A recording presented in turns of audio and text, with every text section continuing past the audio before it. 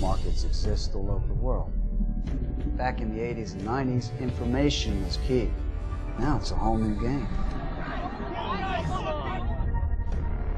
You think that you can just sweep this all under the rug?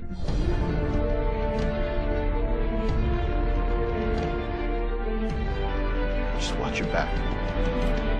Fei and Cheng is dead. We create events. A year to raise the money, a year to cast and crew. 30-plus days shooting across 3 countries, Hong Kong, New York, and Macau. A year and 3 months of post-production. 6+ years of hard work. In life, everyone has a dream, but nothing is certain. My name is Derek Ting, and I'm here to tell you that nothing can stop you. To do that, you need to know 3 things: how to deal with risk, how to learn from rejection, and how to take action. So, let's set the stage. I'm from New York. I grew up there, I went to college, and in my last year of college, I took an acting class, and I fell in love with it. Graduated from college, worked in actuarial science, because I studied statistics. Switched over to technology, and then in New York, 9/11 happened. And it changed my outlook on life. It changed what I wanted to do and how I wanted to live. So I started pursuing acting. With relative success, it was doing well. I started making money, I started getting cast, getting commercials, TV, but what I realized was achieving a level of success that I would be happy with was a lottery ticket. And so I quickly did the research to say, hey, I need to write that lottery ticket. And so I got into filmmaking. And then I started taking courses, how to edit, and making short films with my friends. And then I got the opportunity to move to Hong Kong or LA, and I chose Hong Kong. And fortunately, I got an opportunity to work at CNN as a producer. And it was great. It was one of the greatest things working there. But I felt like I was standing right next to my dream and saying, hey, how's it going? But not living it. So I left to work at another job where I had more personal time. And that's when I started writing scripts.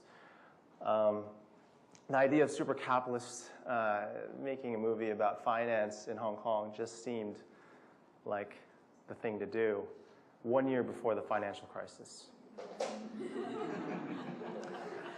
So let's fast forward. I wrote the script, and I was starting to get traction. I got some money. I got a cast. Linus Roach signed out. He's one of the first supporters from Batman Begins and Law and Order.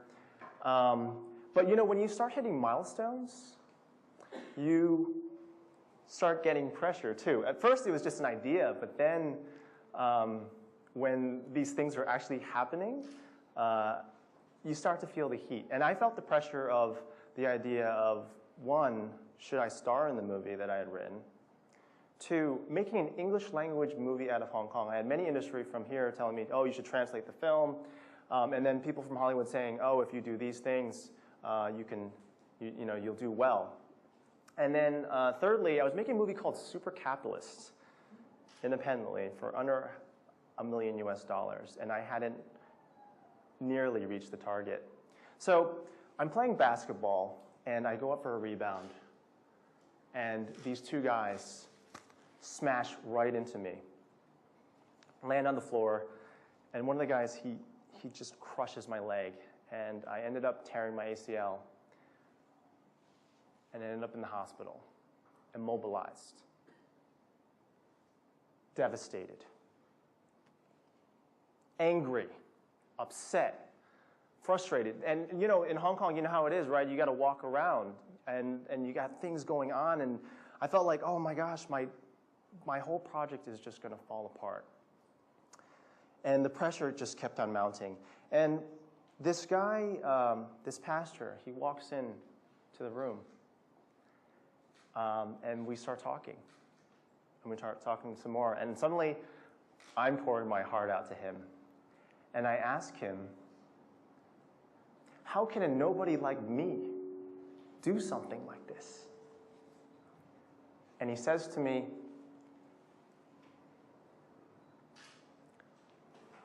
see, I realized that I was my own worst enemy. That I was the one getting in the way, that I was the one creating the roadblocks. I was the one saying, no, you can't do it.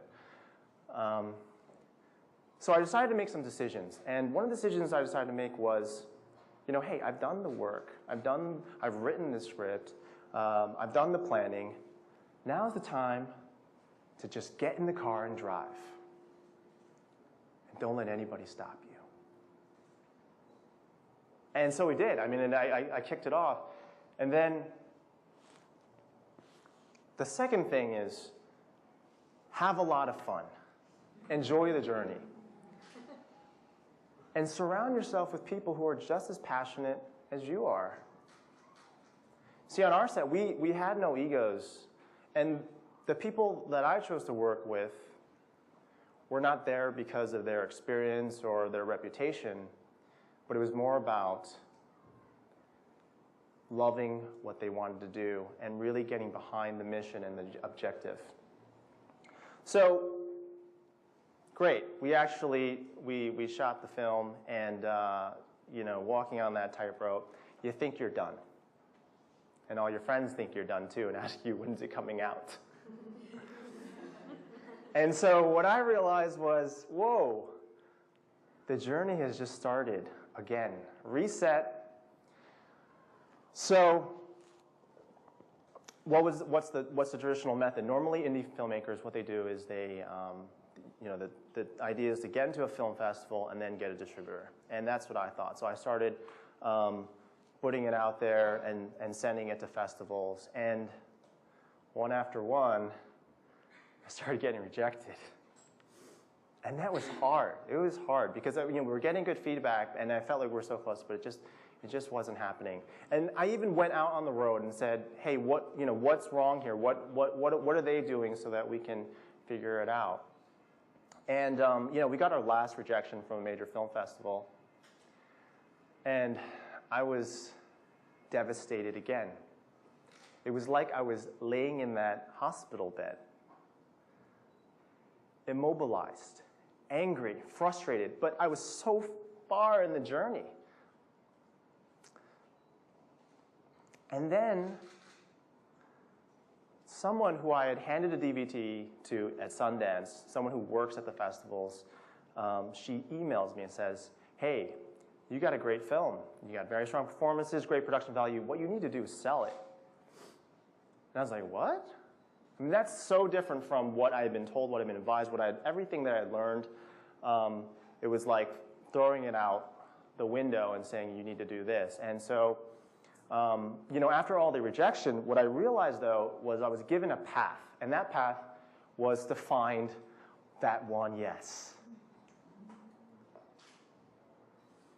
So it didn't matter what I had gone through, because if I peeled myself off the ground, which I did, I still had a chance. We still had a chance. So I went back to my roots. What was I talking about? Taking that step again, getting in the car. So without a deal in place, I got out there again. I said, we're going to launch this movie no matter what. And so we launched a trailer in March of last year in Hong Kong, just standing there naked. But you know what? People showed up. 500 plus people showed up on a very busy night, on a Wednesday night. And that meant going out there, set things in gear, set things in motion. And it really, when you take that step, you know how to take action because things become very clear to you. Versus if you just didn't take that step, all those unknowns can kind of throw you off. But once I took that step, It was amazing. And I knew what to look for. And so to put myself out there again, I approached a distributor in LA, and literally I said, hey, here we are, here's our movie. If you're interested, give us a call. And literally, a month later, after the event in April, we signed a deal, and we got a U.S. distribution deal. And the date was August 10th, 2012. And from there, from taking that step and moving on, things flowed. And people showed up again. And even more so, I made a very difficult decision, should we show this to Hong Kong first? Even though we didn't have a Hong Kong deal, I felt really important that this movie was born in Hong Kong, that we should show it to the press, and they embraced it. So much so that we hit #1 thriller in Hong Kong on iTunes, and talked about our movie. And even more so, it created this momentum that allowed us that when we showed up in the States, it pushed our film forward, where we got written up in the New York Times 3 times. We were on CCTV. Business Insider picked us up. It was amazing. And it was something that I had never expected. It's something I just didn't even believe when I saw this. One of my friends from Cambodia told me that, hey, you're on the BBC. And it really hit me that we had spent 6 years from an idea to completing the movie and releasing the movie. So what I'd like to leave you with is, if you have a dream, think and know that you will have to deal with risk, that you will have to take rejection, and you will have to know how to take action. But if you take that first step, and you carve your path, things will become clearer for you. You will know what to do. And know that nothing can stop you, not even yourself. Thank you.